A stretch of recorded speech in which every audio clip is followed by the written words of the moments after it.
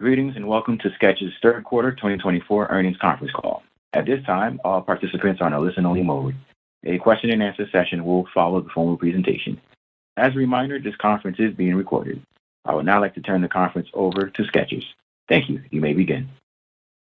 Good afternoon, everyone. Thank you for joining Skechers' third quarter 2024 earnings conference call. My name is Melissa Tankersley. I'm a manager on our digital marketing team at Skechers and have been with the company since 2021. My favorite style at Skechers is the Eden LX from our Court and Classics collection. Joining us on today's call are Skechers' Chief Operating Officer, David Weinberg, and Chief Financial Officer, John Vandemore. Before we begin, I would like to remind everyone of the company's safe harbor statement. Certain statements made on today's call contain forward-looking statements based on current expectations, including, without limitation, statements addressing the beliefs, plans, objectives, estimates, and expectations of the company and its future results and certain events. These forward-looking statements involve known and unknown risks, uncertainties, and other factors which may cause actual results to differ materially from such statements. There can be no assurance that the actual future results, performance, or achievements expressed or implied by any of our forward-looking statements will occur. Please refer to the company's reports filed with the SEC, including its annual report on Form 10-K and quarterly reports on Form 10-Q, for more information on these risks and uncertainties that may affect the company's business, financial conditions, cash flows, and results of operations. With that, I would like to turn the call over to Skechers' Chief Operating Officer, David Weinberg. Good afternoon, and thank you for joining us today on our third quarter 2024 conference call. The third quarter marked a new quarterly sales record as we achieved $2.35 billion in sales, an increase of 16% or $323 million. Earnings per diluted share were $1.26, a 35% increase. We saw significant growth in both our segments, 21% in wholesale, 9.6% in direct-to-consumer, and balanced growth of 16% internationally and 15% domestically.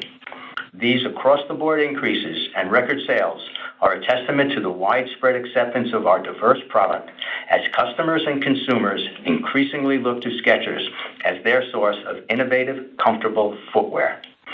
Our product line offers a unique value proposition for our partners and consumers, providing style, comfort, quality, and innovation at a reasonable price. These attributes differentiate Skechers. Our consistent focus on new products and delivering our signature comfort technology across the portfolio, from sandals and boots to performance and sports styles, is key. Consumers now seek Skechers comfort features, knowing these styles offer more value. For the Skechers Performance Division, we see a significant opportunity to build on our existing performance business, which includes technical running, golf, and pickleball footwear, with the addition of new categories that will attract a broader audience. We are in the early stages of team sports with a growing roster of Olympians and elite athletes competing in our basketball, soccer, court, and cleated footwear globally. Regardless of the sport and skill level, elite or recreational, athletes can trust that with Skechers, they will experience and enjoy comfort that performs. Raising awareness and creating purchase intent for our lifestyle and performance technologies has been an integral part of our growth. We achieve this through both feature-focused marketing campaigns and by leveraging our strong team of ambassadors and athletes. Earlier this quarter, Snoop Dogg and Philadelphia 76ers basketball star Joel Embiid both achieved golden moments at the Paris Games wearing Skechers. Joel and Team USA earned a gold medal in basketball, while Snoop championed athletes around the world in his Skechers by Snoop Dogg gold shoes. Also, earlier this year, Harry Kane, the celebrated striker and Skechers athlete, received the Golden Boot Award as the leading scorer in Europe. And just last month, he competed in his limited edition gold Skechers football boots while earning a gold cap for his 100th match on England's national team. For lifestyle, we recently signed TV host Howie Mandel and launched a campaign featuring him across North America, as well as former Dutch footballer Ruud Gullit, whose slipping campaigns began airing last month in Europe. This month, we introduced our first ambassador for the Philippines, Pio Wurtzbach, who attracted crowds of fans at a Manila Mall event. Overall, we experienced healthy consumer sentiment and shopping behavior for Skechers across channels as more of our comfort technology products became widely available. As we continue to drive purchase intent, infuse more innovation in more of our products, and ensure that they are available globally, we remain focused on building efficiencies within our business to scale for profitable growth. Looking at our third quarter results in more detail. International sales increased 16% and represented 61% of our total sales. By region, we saw growth in EMEA of 30% due to increases across every market, and the Americas of 14%, led by the United States and Canada. Additionally, APAC increased 7.4%, led by Japan, Korea, and India. We achieved impressive international sales growth while navigating challenges in certain markets, especially in China, where we continue to see pressure on consumer discretionary spend. With our established, long-standing business in China and a strong team on the ground, we are confident in our ability to withstand these short-term impacts. In India, we saw an impressive rebound in the quarter with 24% growth. We continue to work closely with both our India team and regulators to further advance our local sourcing strategy. We are seeing positive trends and remain optimistic about the progress in this important market. We see tremendous opportunity, not only in our lifestyle business, but also in performance. We have long-established run clubs across 10 cities and are branching into new sports. This year, we became the kit sponsors for the All India Pickleball Association and signed multiple players. For the introduction of cricket footwear, we are also the kit sponsors for the Mumbai Indians, signing multiple players from the Indian national team. In September, we announced a deal with NBA India to sponsor the youth basketball team. The demand for our product is strong in India, as demonstrated in the third quarter, and we will continue to invest in this important market. For wholesale, sales grew 21% due to increases of 26% domestically and 18% internationally. Our domestic wholesale strength reflects a healthier market that is embracing our comfort technologies. This resulted in double-digit increases across our men's, women's, and kids' footwear across our many product lines and significant improvements in volume. Within international wholesale, we saw meaningful growth, especially in EMEA, due to continued demand for our innovative products and improved timing of shipments. Given the breadth of product offering available, direct-to-consumer continues to be a key indicator of consumer sentiment. Sales increased 9.6%, primarily due to an increase of 14% internationally, with improvements in both our retail and e-commerce channel. Domestic direct-to-consumer sales improved 3.7% on top of last year's 14% increase, primarily due to strong e-commerce growth as more consumers gravitated to shopping online. We ended the quarter with 5,332 Skechers branded stores worldwide, of which 1,743 are company-owned locations, including 592 in the United States. We opened 68 company-owned stores in the quarter, including 20 in China, 17 in the United States, 8 in Mexico, 5 in Korea, and 3 in Colombia. We closed 27 stores in the quarter. Also in the period, 121 third-party stores opened, including 56 in China, 14 in Indonesia, 10 in India, 7 in South Korea, and 4 each in the Netherlands and Vietnam.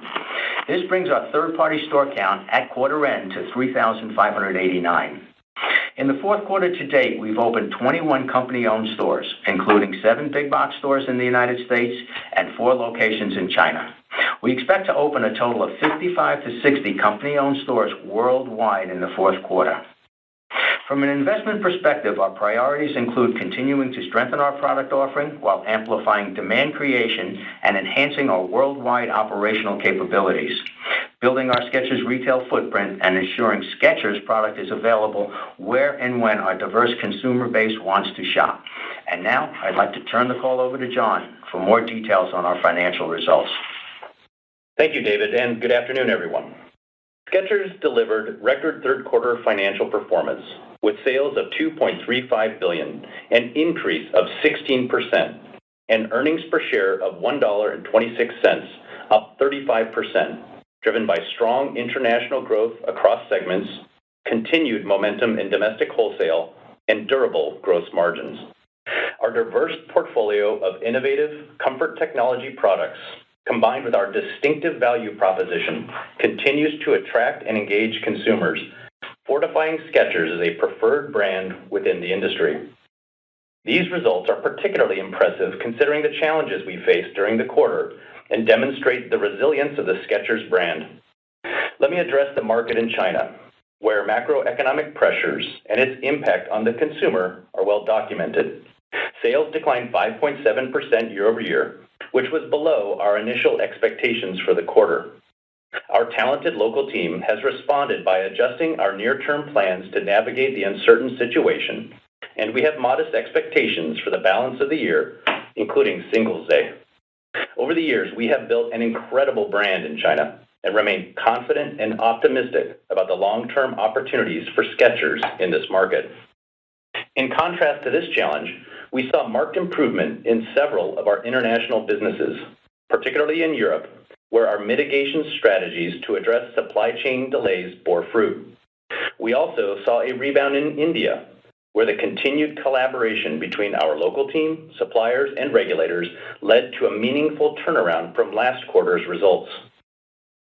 Overall, we believe our double-digit sales growth in the quarter is a testament to the strength of our brand, the effectiveness of our global diversification, and the nimble execution by our talented teams.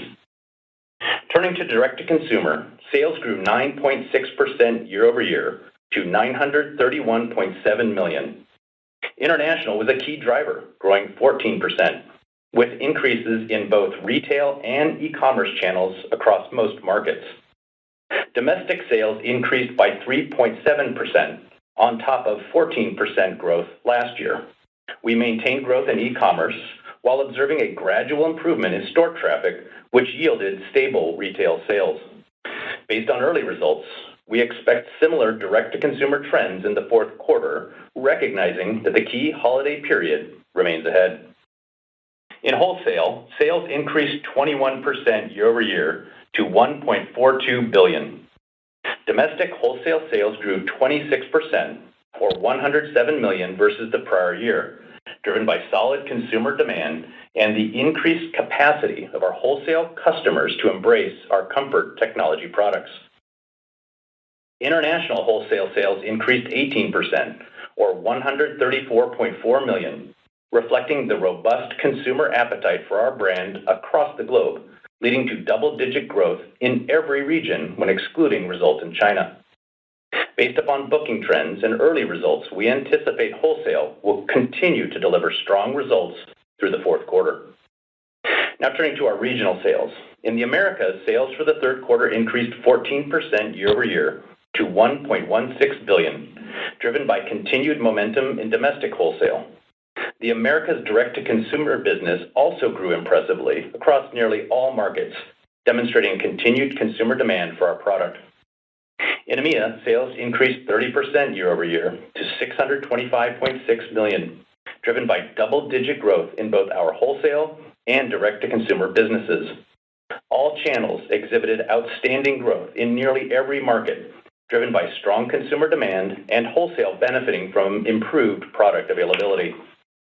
In Asia Pacific, sales increased 7.4% versus the prior year to $566 million, with results impacted by the aforementioned challenges in China. Excluding China, sales grew an impressive 21%, reflecting a remarkable turnaround in India, as well as broad strength across channels in most markets. Gross margin was 52.1%, down 80 basis points compared to the prior year, primarily due to a lower average selling price from slightly higher levels of promotional activity in certain markets. Operating expenses decreased 30 basis points as a percentage of sales year-over-year to 42.2%. Selling expenses as a percentage of sales increased 20 basis points versus last year to 9%. As mentioned in prior quarters, the higher spend was largely focused on brand-building investments and increasing awareness for our latest comfort technologies and new categories. General and administrative expenses decreased 40 basis points as a percentage of sales to 33.2%, with the leverage primarily driven by efficiencies realized in our distribution network. Earnings from operations were $233.4 million, an increase of 9.5% compared to the prior year, and operating margin for the quarter was 9.9%, compared to 10.5% last year. Other income was $11.9 million, an increase of $18.9 million compared to the prior year, driven by favorable foreign currency exchange rates and increased interest income. Our effective tax rate for the third quarter was 14.7%, compared to 19.5% in the prior year, reflecting the release of certain allowances and other provision adjustments. Earnings per share were $1.26 per diluted share, a 35% increase compared to the prior year on 153.7 million weighted average diluted shares outstanding. And now turning to our balance sheet. Inventory was $1.71 billion, an increase of 24% or $324.8 million compared to the prior year. The increase resulted from higher inventory levels in China and elevated in-transit inventory, particularly in EMEA, which we believe will be remedied as market conditions stabilize and supply chain constraints continue to improve. Accounts receivable at quarter end were $1.19 billion, an increase of $257.7 million compared to the prior year, reflecting higher wholesale sales. We ended the quarter with $1.6 billion in cash equivalents, and investments, and maintained liquidity of $2.42 billion when including a revolving credit facility.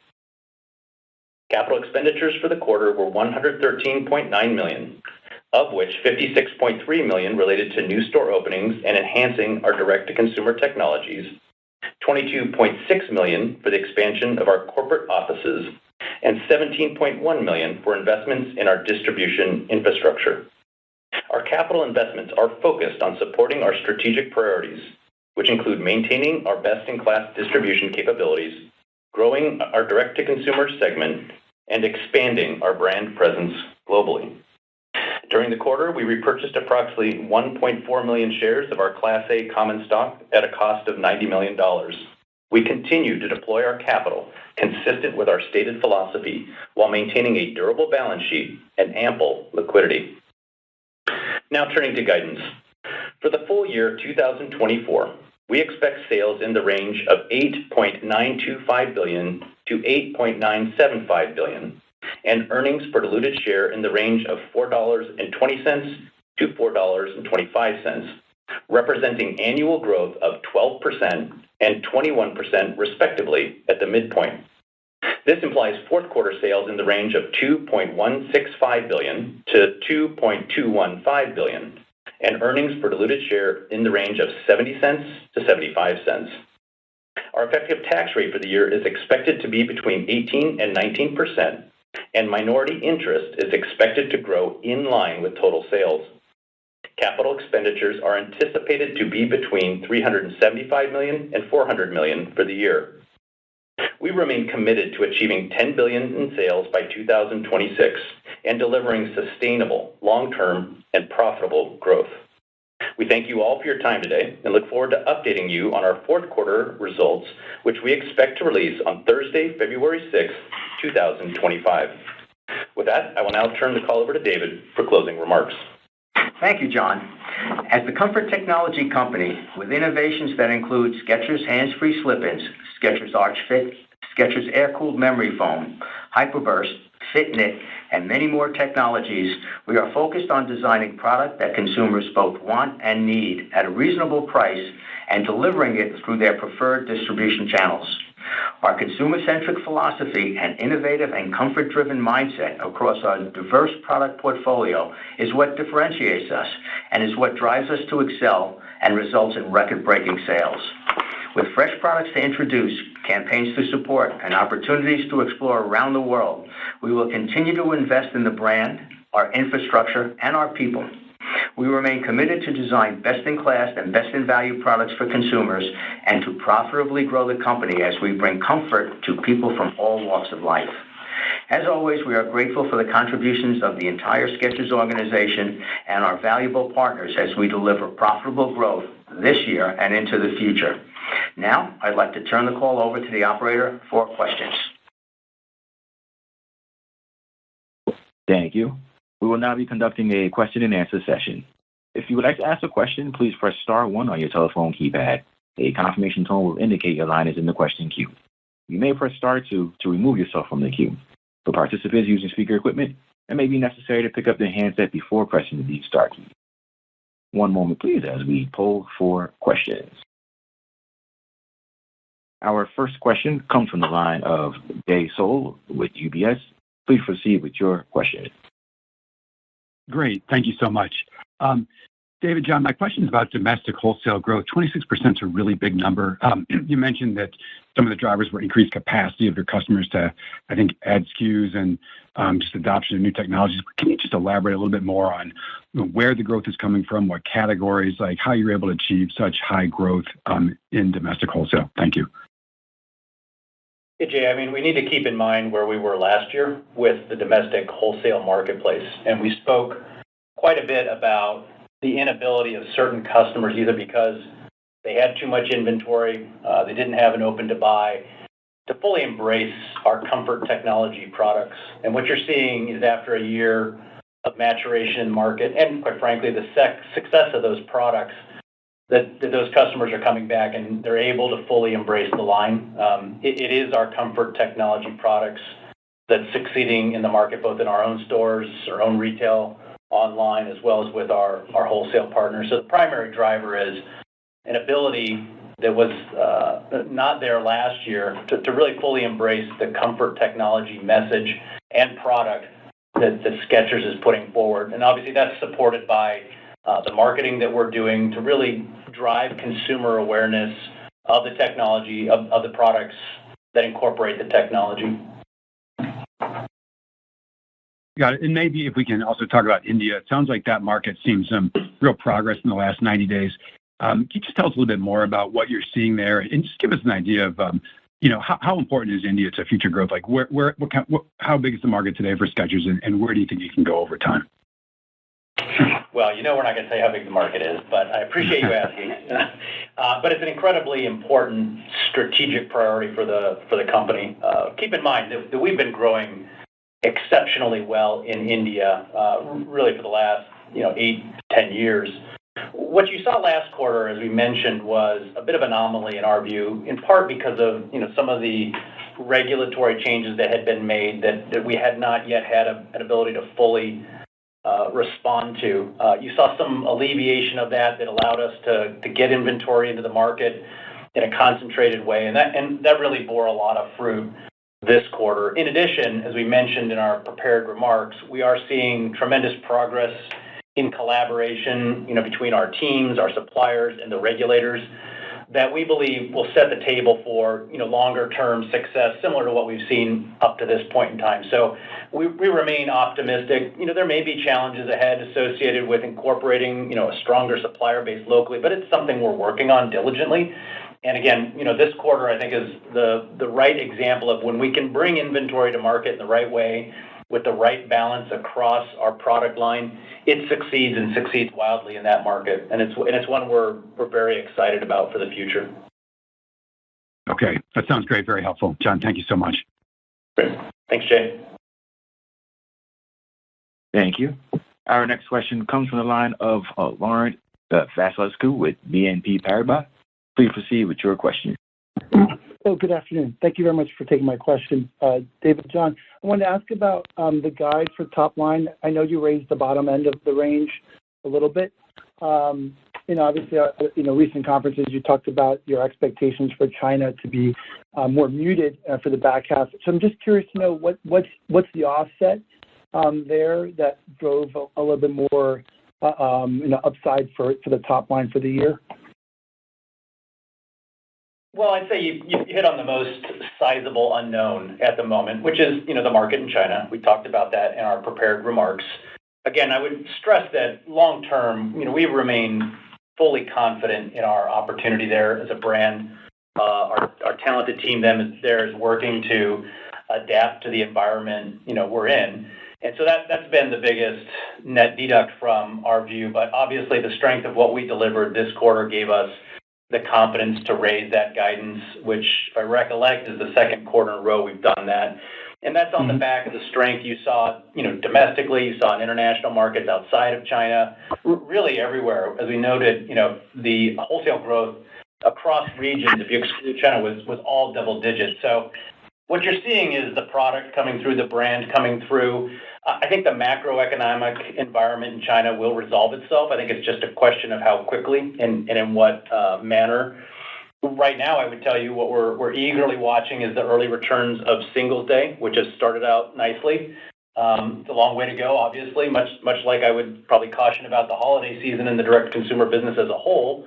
But so far, what we've seen has been encouraging. We'll just want to wait it out and see how the entire, holiday plays out. But that's kind of the net effect of what we changed in our guidance to bring it up by what I would consider to be not so small amount.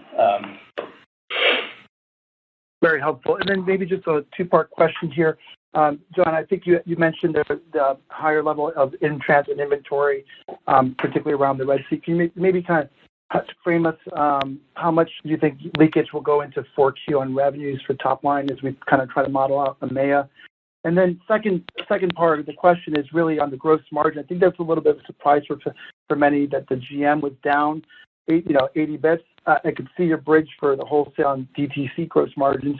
Maybe can you just provide a little bit more color? I think you talked about, a little bit more discounting. Maybe you can kind of frame how we should think about the fourth quarter gross margin for the audience. Thank you very much, John. Well, let me touch on the gross margin first. I would also just note, we set an incredibly attractive gross margins vis-a-vis our historical norm. So, even though we're seeing a little bit of volatility in between quarters, we think the gross margin that we've established certainly reflects an intense and successful effort over the years to bring the gross margin up pretty significantly. So I don't want to lose sight of that. I would say, we had cautioned all along that with the factors at play, in particular on freight, but also the environment in China, also just the natural cadence of when you offer product on discount, we were going to see a little bit of movement. We didn't project that this gross margin was going to see a leap like you saw last quarter. So it's pretty much in line with what we expected, probably with the caveat that some of the international markets that we've mentioned, came under a little bit of pressure, most notably China. As we look forward, I would probably guide you to be, flat to up a little, down a little for the fourth quarter as compared to last year. We are seeing, and certainly we've talked about this, the impacts of the increased freight, particularly to Europe, but also to other markets that we incurred over the course of the early summer. We want to see that roll through. That'll come through, and that was also a bit of the offset, at play in the current quarter. So I would say, we get to kind of a flat gross margin, which would be, an attractive gross margin, 53.1%, if I'm not mistaken. That's a good outcome in our view, given all that's going on. Relative to inventory, two main factors there. Obviously, the sales performance in China was, as we mentioned, unanticipated. That almost always has a knock-on effect on the short term to inventory. It's one we're actively addressing. It doesn't give us any pause for concern long term, but it is a situation we'll have to remedy in the future, simply because our expectations there were not met. The other is just a continuation of the in-transit issue we saw last quarter. I would say it definitely got better this quarter, but we're still dealing with some elevated in-transit numbers, particularly in EMEA, but also a little bit in a few other markets. But again, we expect that to remedy itself, and that's all included in the guidance that we provided. Super helpful, John. Thank you very much, and best of luck for the holiday season. Thank you. Our next question comes from the line of Jim Duffy with Stifel. Please proceed with your question. Oh, thank you. Good afternoon. John, to start, a couple of clarification questions. In your prepared remarks, you talked about wholesale continuing to deliver strong growth in the fourth quarter, and you spoke to remedy of the inventory situation. Were those global comments or more specific to EMEA, which I think you were discussing just prior to each of those comments? Well, I would say it's a global comment. Obviously, we have to weight factors that are, probability weighted by market. So there's not, one number. It's a range of perspectives, but it was intended to be a global indication, which again, we take as a tremendous sign of the strength of the brand to be able to continue to push forward at kind of a mid to high teens rate in wholesale would be fantastic. So that it was generally intended to be a global. Great. And then I wanted to ask on China, your comments at a conference mid-September preceded the announcement of stimulus. Since then, we've had Golden Week.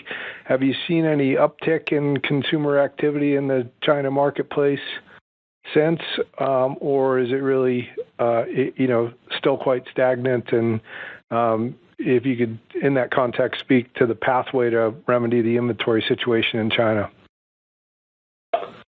Well, one thing we have to keep in mind is that there's been an adjustment. You're seeing the Double 11 holiday has started earlier than in the past, so I'm not entirely confident that we're seeing a very comparable experience as compared to last year. I will say, as I mentioned previously, kind of the early reads so far are good, and we've been pleased with those. It's still too early, though, to make a firm comment on what we're seeing. I would say, as we noted in our prepared remarks, we believe we've de-risked China going forward, and that's what we alluded to in some of the conference events that we spoke at earlier in the year. I think that's de-risked pretty well in the forward guidance. What I think is remarkable in that, and I'd ask everybody to take note, is even with that this quarter, we've shown pretty robust top-line growth, and obviously the guide is for additional top-line growth that I think is fairly remarkable. So if you think about that in the context of our overall strategy, I think it speaks to the strength of the diversification geographically that we have in our portfolio that I think is relatively unique, and I think probably one of the great strengths of the business people don't fully grasp. So again, we think we've de-risked it. Early reads are generally positive, but it's still very early. Great. Thank you. Thanks, Jim. Thank you.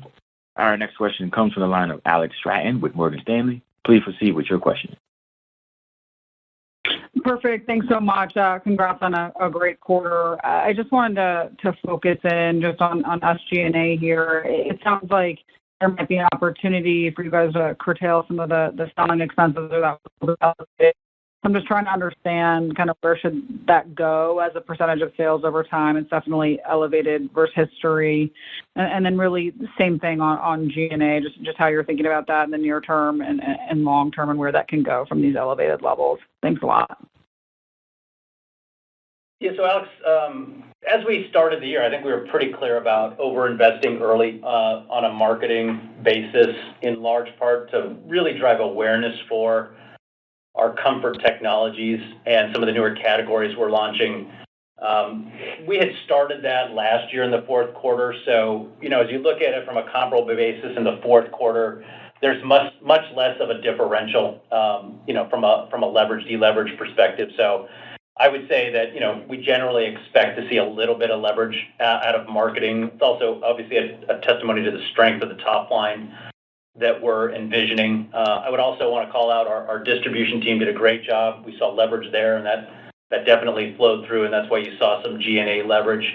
There also is, to be fair, a bit of incomparability because, as we noted in Q2, due to the delays from the supply chain, some of the sales that we would have expected to incur, naturally in Q2 came through in Q3.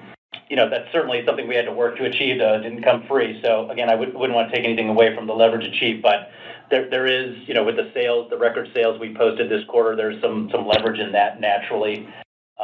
So I'd say, in general, we're looking forward. I don't think there'll be significant, leverage or deleverage in, the OpEx base, as it stands at the moment. But that is obviously predicated on a lot to come, in particular the holiday season. Great. Thanks, John. Maybe just one more quick, bigger picture question.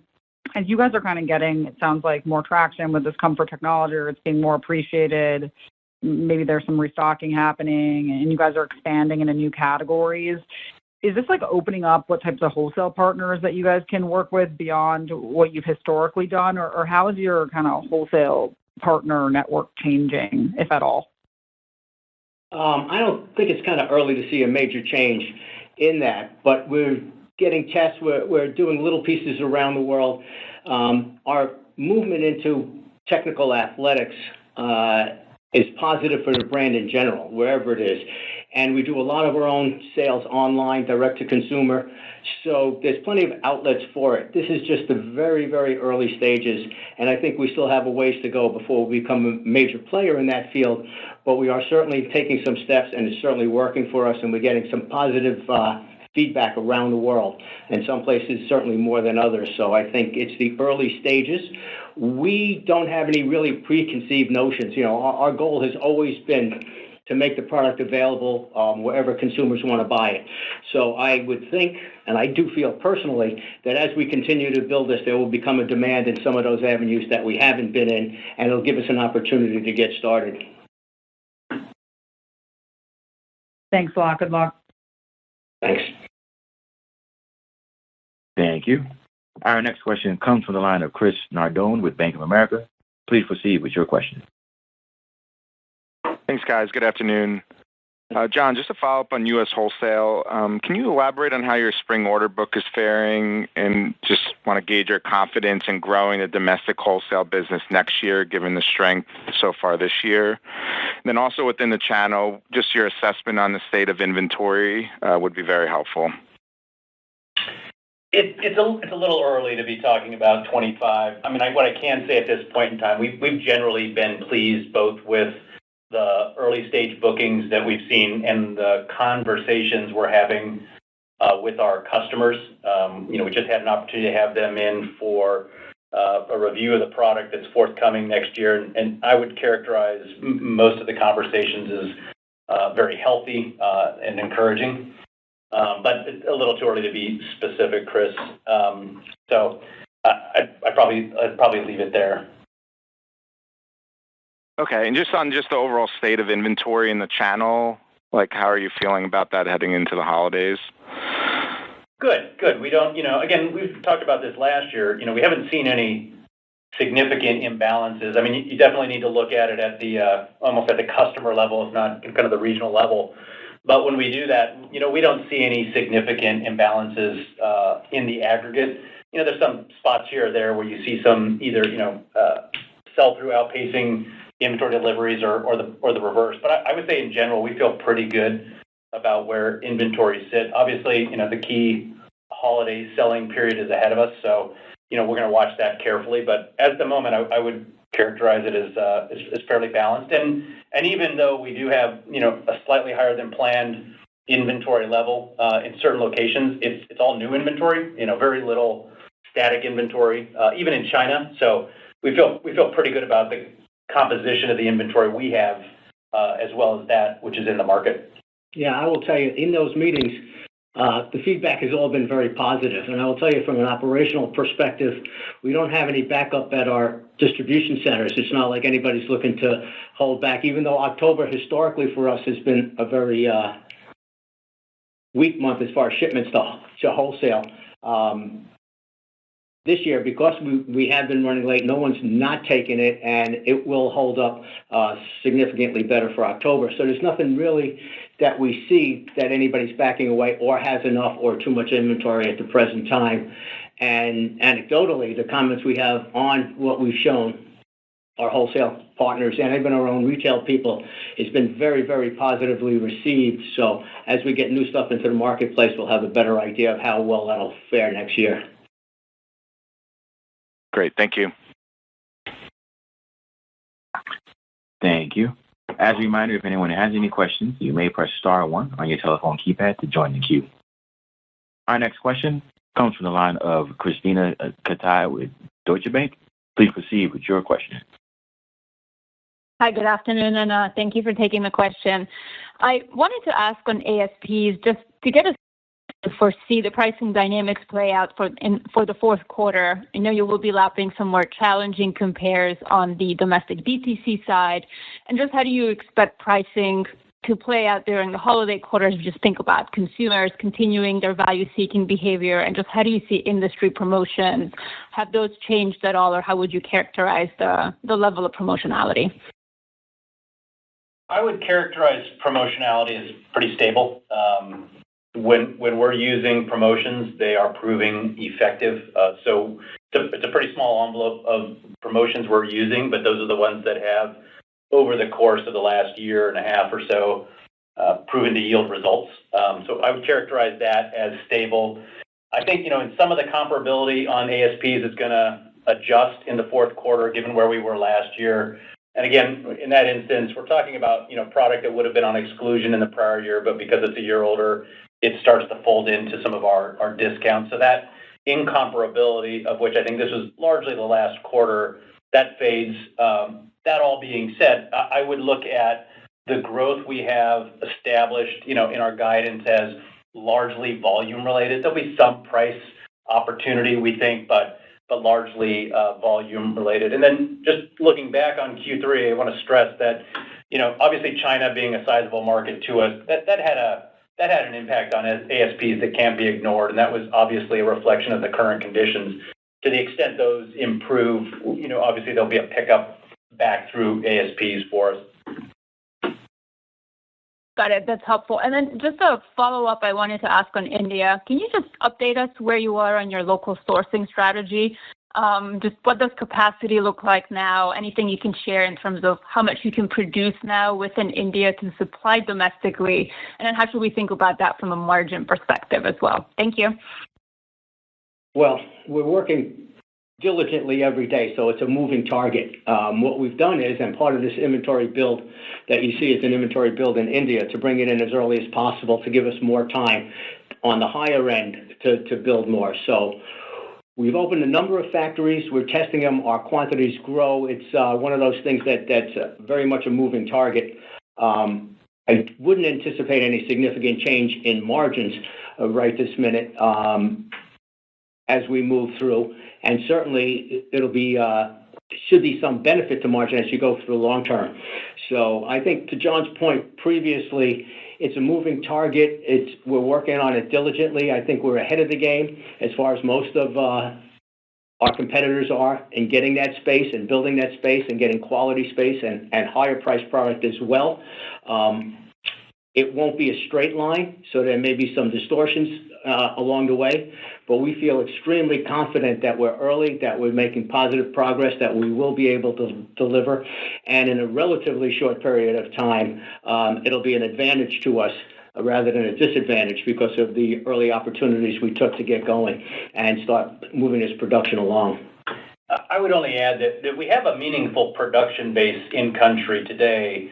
The reality is, we produce a very wide array of product, and what we're able to produce locally isn't a complete match to that entire breadth. So it's less about just pure production capacity, because we have a very sizable production base in India today.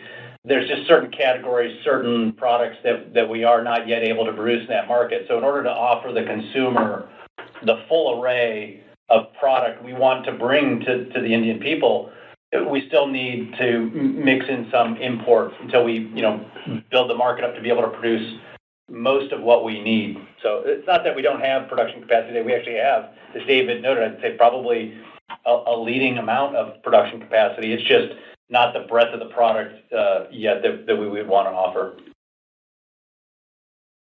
Thank you. Best of luck. Thank you. Thank you. Our next question comes from the line of John Kernan with TD Cowen. Please proceed with your question. Good afternoon. This is Krista Zuber on for John. First question, could you talk to what you're seeing in terms of same-store sales growth and e-commerce growth and sort of new store productivity? It looks like there's been a fair amount of door growth, both domestically and internationally in the past 12 months. And then I have one follow-up. Thank you. So I would say, not getting into too much detail, but as we noted in our prepared remarks, we saw continued strength across the world on e-commerce. That's domestic and all the sites that we've opened over the last couple of years. Internationally, international comp store growth was very solid. Continued to be a very big element of what we were able to deliver from international DTC. The U.S., we were sitting on top of some pretty impressive growth numbers last year, 14%. in the quarter. I would say we generally were about flat in the market. That does, imply that with new stores we saw some give back, but I would characterize it as pretty minimal. And in the end of the day, we're pretty happy to be holding on to the rather substantial increases we saw last year. You're right, there have certainly been a significant number of new doors and more doors to come. Recognize though that it takes time for those doors to get up to productivity. So sometimes there's always a catch-up adjustment, and that's obviously a number that wouldn't be in the comp numbers, but would be in the total only.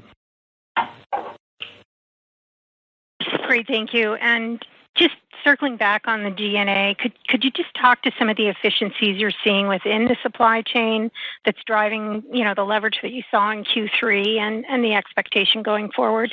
Thank you. It's really in this quarter about labor management, which is always a significant component of, how we deal with the volatility in product flows that inevitably occurs over the course of a year. In addition to that, there were some other pinpoint practices that we went after that we were able to achieve some I would characterize as meaningful cost reductions on. But I would think generally considering them part of the distribution network is the right way to think about them. We're optimistic we can harvest some more of those over the remainder of the year. But in part, it is contingent upon how goods arrive and how quickly we have to process them. To David's point, I think we did an incredibly good job of meeting many of the delivery times, even though we were experiencing some, delivery issues, particularly in Europe. So kudos to the team that was able to achieve that, given the conditions in the marketplace were less than ideal.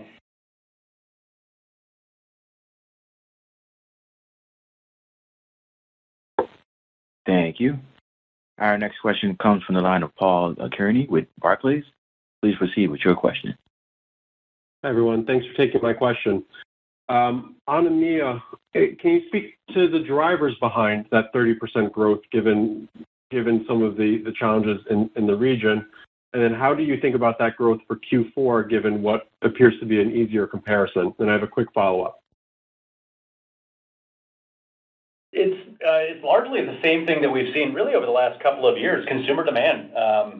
I think, as we bring more of our own stores into markets where the brand, either hadn't been participating yet or, was in a suboptimal situation, we've tended to see an acceleration on the DTC side. But it's a reflection of the strength of the product. I think the comfort technology message resonating in markets supported by, active advertising.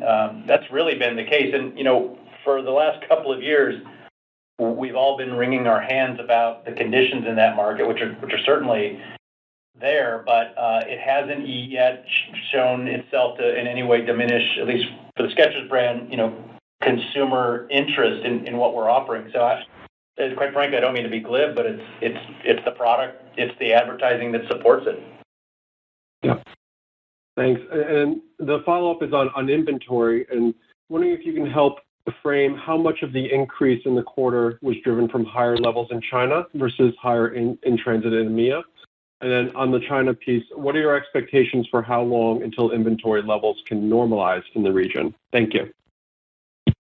Yeah, I would just, without getting into too much specific detail, I'd say China was the single largest driver, and then in transits were the second. In many markets, on-hand inventory levels actually decreased. So it gives you a flavor. Those are really the contributing factors, but in that order, China and then in transits.